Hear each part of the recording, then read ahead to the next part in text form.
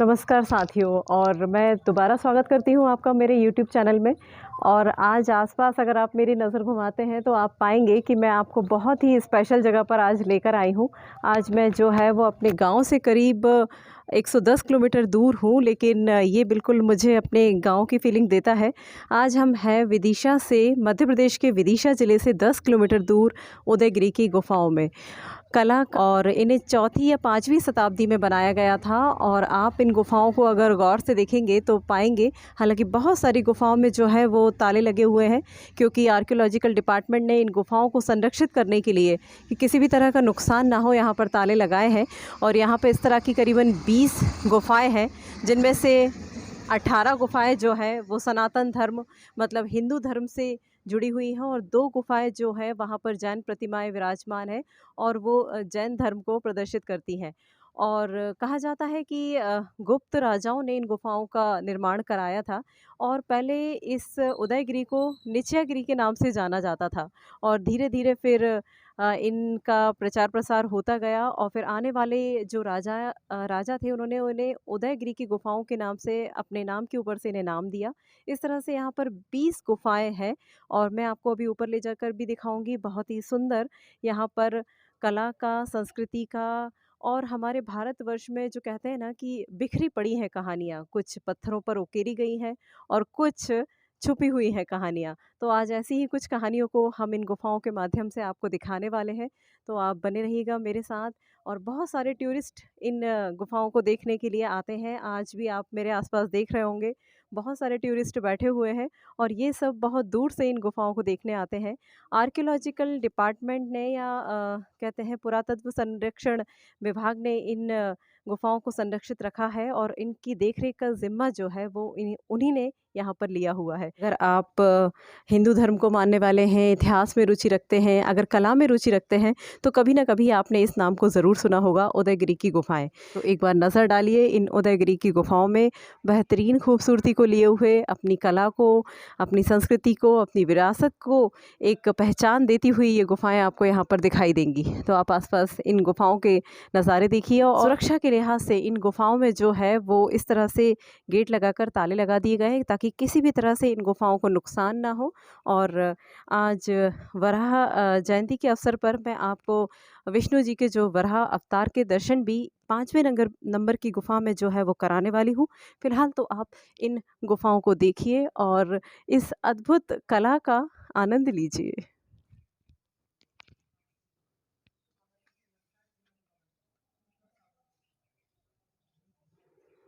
गुप्त राजाओं ने इन्हें बनवाते वक्त कुछ आकृतियों के अलावा कुछ लेख भी यहाँ पर उकेर दिए थे, जिन्हें पढ़कर इनके इतिहास के बारे में, इन धरोहरों के बारे में कुछ अनुमान लगाया जा सकता है। हर गुफ़ा के बारे में कुछ ना कुछ डिटेल यहाँ पर दी गई है। जैसे कि गुफ़ा नंबर 12 है ये गुफ़ा एक आले की तरह दिखाई देती है। इस गुफ़ा के दोनों तरफ मुख्य देवता के नीचे की ओर द्वारपाल खड़े हुए हैं। ये गुफ़ा भगवान विष्णु के नरसिंह अवतार को समर्पित है, जिसको अब तक की सबसे प्राचीन नरसिंह की प्रतिमा माना गया है। इस गुफ़ा के पास शंख लिपि में लिखा हुआ एक लेख प्राप्त हुआ है, जिसको अभी तक पढ़ा नहीं जा सका है। कुछ विद्वानों का मानना है कि शंख लिपि में उत्कीर्ण लेख गुप्त काल से पहले के हैं, क्योंकि कुछ लेखों के ऊपर ही प्रतिमाएं एवं गुफ़ा काटी गई है। आपको ऊपर तक हम लेकर जाएंगे, और ऐसी करीबन यहाँ पर 20 गुफ़ाएँ हैं, और 20 गुफ़ाएँ जो है वो बेहतरीन उदाहरण है नक्काशी का, क्योंकि चट्टानों को काटकर ये गुफ़ाएँ बनाई गई हैं, और मध्य प्रदेश की और विदिशा ज़िले की अमूल्य धरोहर है ये गुफ़ाएँ।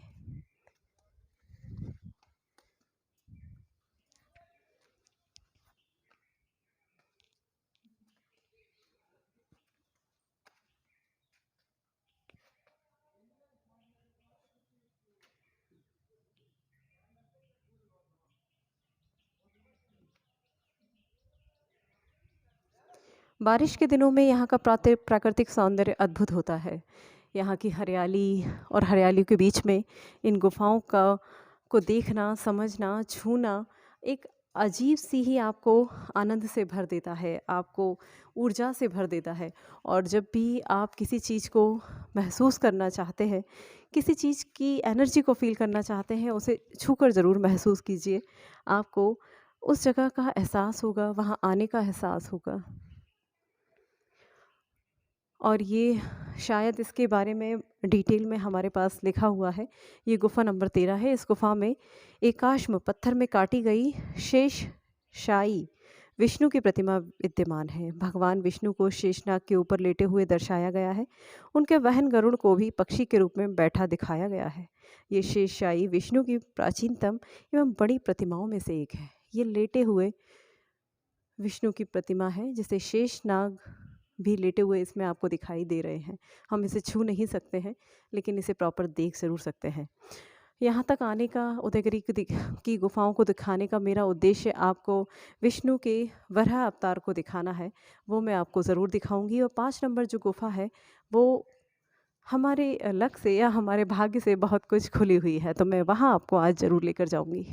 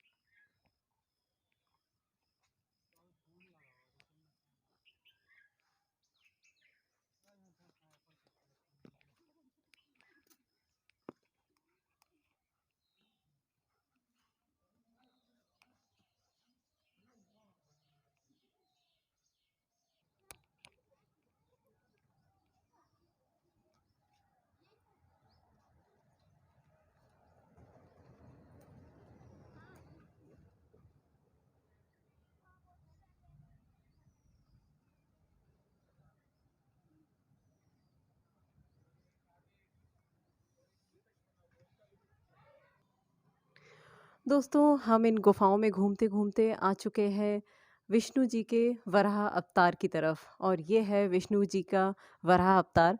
और आज वराह जयंती के अवसर पर छोटी सी कहानी इस अवतार की हम आपसे शेयर करना चाहते हैं। एक बार महाराज दक्ष की कन्या जो थी, वो संतान की चाहत में ऋषि मुनि के पास जाती है और कहती है कि हे भगवान, मुझे अपने वंश को आगे बढ़ाने के लिए, संतान के लिए, पुत्र प्राप्ति के लिए कोई आशीर्वाद दीजिए। और महर्षि जो है वो उन्हें मना करते हैं कि ये जो शाम का वक्त है, ये पूजा पाठ का वक्त होता है, मैं कोई आशीर्वाद अभी नहीं दे सकता। लेकिन वो जो कन्या थी महाराज दक्ष की, वो अड़ जाती हैं कि नहीं नहीं, मुझे तो कोई आशीर्वाद चाहिए।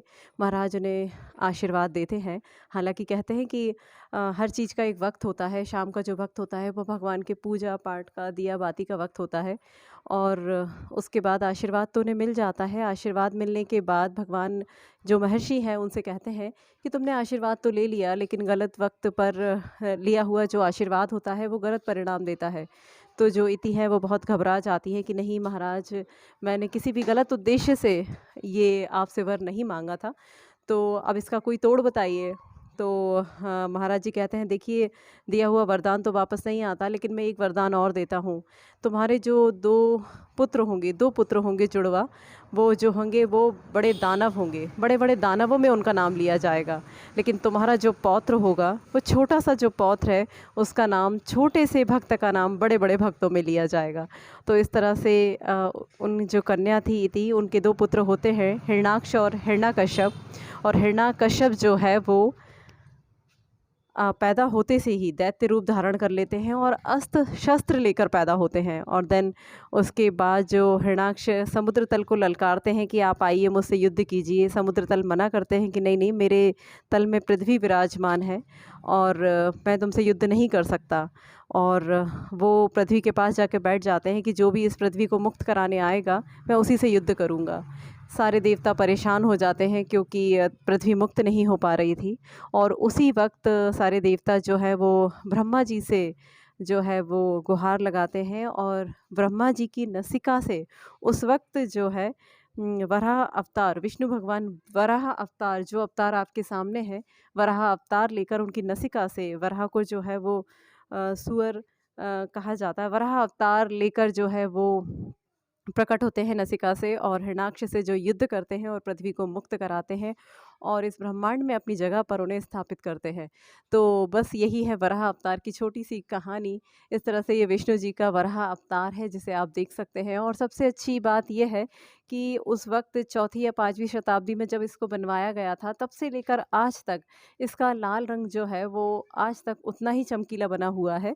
और यहाँ पर जो है शेषनाग की तरह आपको जो है देखिए फन भी दिखाई दे रहे होंगे। हम इसे छू नहीं सकते हैं, लेकिन हाँ यहाँ जाके हम थोड़ा सा इसे टच कर सकते हैं, जो कि लीगल नहीं है। लेकिन मैं इसे छूना चाहती थी, मैं इन प्रतिमाओं को टच करके इन्हें महसूस कर सकती थी। और वराह अवतार को जो है वो सबसे सूक्ष्म अवतार कहा जाता है विष्णु जी का।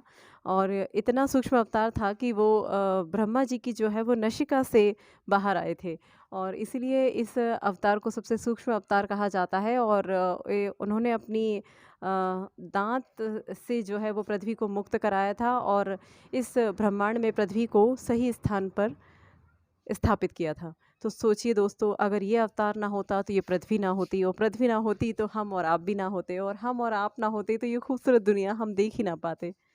तो ये बहुत ही सुंदर कला का अद्भुत नज़ारा है यहाँ पर। अगर आप किसी भी धर्म से जुड़े हुए हैं, जैन धर्म से, कला को मानने वाले हैं, इतिहास में रुचि रखने वाले हैं, अगर आप संस्कृति को मानने वाले हैं, और यहाँ पर कुछ लेख भी उकेरे गए हैं जिन्हें आर्कियोलॉजिकल डिपार्टमेंट ने पूरी तरह से संरक्षित रखा है इन सभी गुफाओं को। और कुछ ना कुछ कहती हैं ये गुफाएं, कुछ ना कुछ बताती हैं ये गुफाएं। तो आज अवसर पर हम आपको यहाँ लेकर आए ताकि आप विष्णु जी के इस अवतार के दर्शन कर सकें। दोस्तों, विदिशा की बेस नदी और वेदवा नदी के बीच में ये छोटी सी पहाड़ी को काटकर बनाई गई हैं ये 20 गुफाएं। और जहां हमने आपको आज विष्णु भगवान के वराह अवतार के दर्शन कराए। और उम्मीद है कि आपको ये वीडियो देखने के बाद मध्य प्रदेश के विदिशा ज़िले में आना और उदयगिरी तक आना ज़रूर याद आ रहा होगा। तो ज़रूर आइए हमारे मध्य प्रदेश में और ज़रूर आइए विदिशा ज़िले के उदयगिरी की उन गुफाओं को देखने के लिए। हम उम्मीद करते हैं कि यहाँ आने के बाद आपको कला का, संस्कृति का, इतिहास का जो नज़ारा देखने को मिलेगा वो शायद आपको अभिभूत कर देगा। और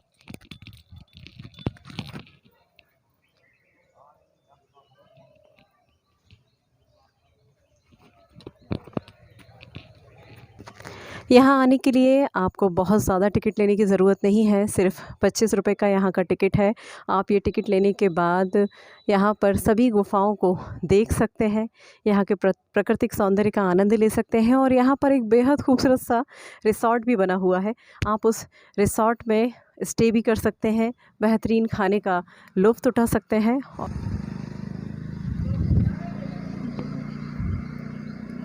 तो दोस्तों, कैसा लगा आज का हमारा उदयगिरी का ट्रिप आपको, साथ ही साथ जो वराह अवतार के हमने आपको दर्शन कराए। हम उम्मीद करते हैं कि आपको ये है वो पसंद आए होंगे। हम उम्मीद करते हैं कि आप हमसे मिलने के लिए यहाँ तक ज़रूर आएंगे। तो इसी तरह से आगे की वीडियो में और नई नई चीज़ों को देखने के लिए आप बने रहिए हमारे साथ। जय हिंद, जय भारत।